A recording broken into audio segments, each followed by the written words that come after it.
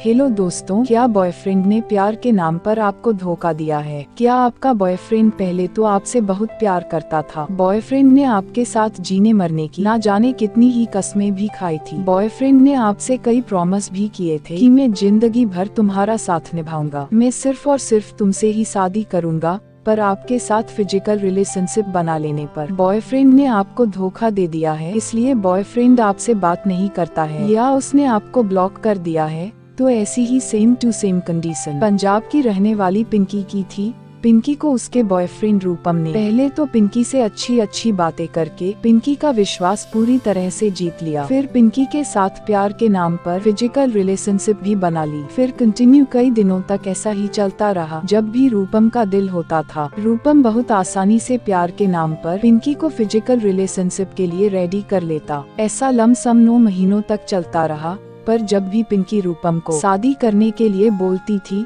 तो रूपम कहता, इतनी जल्दी क्या है, हम दोनों शादी भी कर लेंगे। पर एक दिन एकदम अचानक से रूपम ने पिंकी को यह कहा कि मैं तुम्हारे साथ अब इस रिश्ते में बिल्कुल भी नहीं रह सकता हूँ।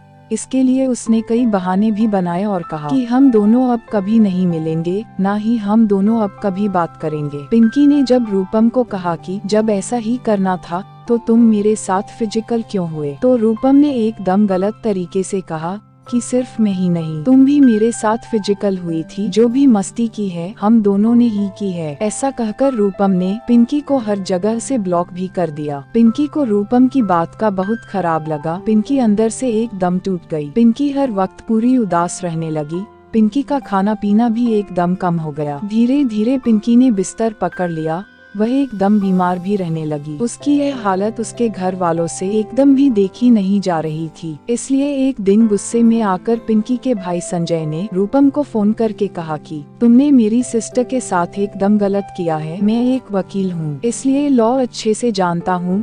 किसी भी लड़की के साथ शादी के नाम पर या शादी का वादा करके फिजिकल रिलेशन बनाना एक क्राइम है, जिसे रेप की श्रेणी में रखा गया है। इसलिए तुमको पिंकी से शादी करनी होगी, नहीं तो हम दोनों अब कोर्ट में मिलेंगे। यह सुनकर रूपम एकदम डर गया। इसलिए उसने एक बार के लिए कॉल कट कर दिया। पिंकी ने यह सब सुन लिया था, इसलिए उसने अपने ब्रदर को ऐसा कुछ भी करने को मना कर दिया। इसलिए इस पर लॉ संजय कुछ नहीं कर पाया। पर संजय ने अभी भी हार नहीं मानी। वह यह कोशिश करता रहा कि किसी तरह अपनी सिस्टर पिंकी को उसका खोया हुआ प्यार लौटा सके या फिर उसको इंसाफ दिला सके। इसलिए एक दिन किसी के कहने पर संजय ने मेरी इंस्टाग्राम आईडी पर मुझसे कांटेक्ट किया। संजय को जिसने मेरी इंस्टाग्राम आईडी दी थी, उसने संजय को यह भी बताया था कि थर्ड आई रीडिंग बहुत ज्यादा पावरफुल होती है। इसलिए तुम भी मेरी तरह अपनी सिस्टर के लिए शिवांगी दीदी से थर्ड आई रीडिंग ही करवाना। इसलिए संजय मुझे बार बार एक ही बात बोल रहा था कि दीदी प्लीज आप मेरी सिस्टर के लिए थर्ड आई रीडिंग करो। संजय के बार बार रिक्वेस्ट करने पर मैंने अगले दिन ही पिंकी के लिए थर्ड आई रीडिंग की। थर्ड आई रीडिंग करने पर मुझे यह पता चला कि रूपम और पिंकी के रिश्ते में कार्मिक ब्लॉकेज आ रहे हैं। जो कार्मिक ब्लॉकेज भी ऐसे वैसे नहीं थे, एकदम हाई लेवल के थे, जिनको इतनी जल्दी दूर कर पाना किसी के लिए भी एकदम भी आसान नहीं था। पर फिर भी मैंने एकदम सीक्रेट टेक्निक संजय को अच्छे से समझा दी, जिस सीक्रेट टेक्निक को पूरे 31 दिन सिर्फ और सिर्फ पिंकी को ही करनी थी। पर मुझे यह भी पता था कि पिंकी के सीक्रेट टेक्निक करने पर भी यह ब्लॉकेज इतनी आसानी से दूर नहीं होंगे, क्योंकि यह ब्लॉकेज थे ही इतने हाई लेवल के। इसलिए ही पिंकी और रूपम का इतना प्यार भरा रिश्ता एकदम अचानक से खत्म हो गया था। इसलिए संजय को कहकर मैंने खुद भी एक सीक्रेट टेक्निक पिंकी के लिए करनी शुरू कर दी, जिस टेक्निक को मुझे पूरे 21 दिन करना था। समय के साथ मेरी 21 दिन की टेक्निक खत्म हो गई। उधर पिंकी भी पूरे दिल से सीक्रेट टेक्निक को कर रही थी, पर कोई भी फायदा नहीं हो रहा था।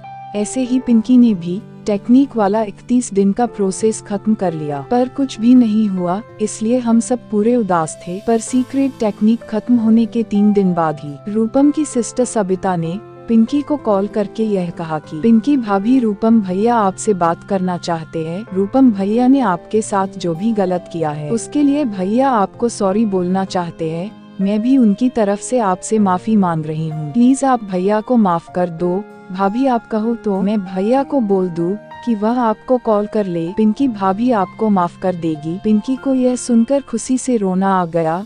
पिंकी ने रोते हुए कहा कि सबिता आप भैया को बोल देना, भाभी ने उनको माफ कर दिया है। तो यह थी पिंकी की प्यारी सी सक्सेस स्टोरी। तो अगर आप भी किसी से प्यार करते हो तो कमेंट सेक्शन में पिंकी को कांग्रेचुलेशन जरूर कहना। इस law of attraction success story को लाइक करके इस चैनल को सब्सक्राइब कर लेना। Thanks for watching video.